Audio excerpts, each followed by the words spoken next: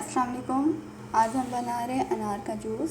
یہاں میں نے 2 انار لیے ہیں، ان کے دانے نکال لیے ہیں، دھو لیے ان کو. چٹنی ہم نے ڈال لیا، آدھا چمچ سالٹ ہے اور 5 چمچ ہمارے پاس شوگر ہے. سب سے پہلے ہم اس میں سالٹ ایڈ کر لیں گے، شوگر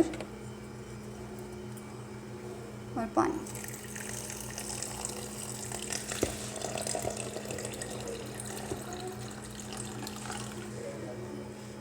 گرائنڈ کریں گے.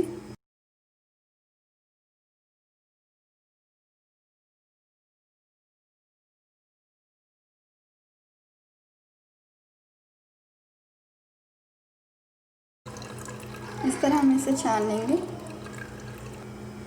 ہم نے سارا چھان لیا ہے. جوس ہمارا ریڈی ہے انار کا. آئس کر لیں گے.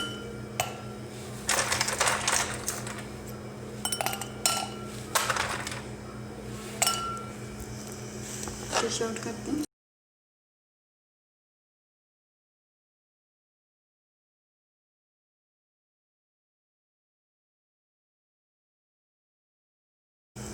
انار کا جوس ہمارا بالکل ریڈی ہے.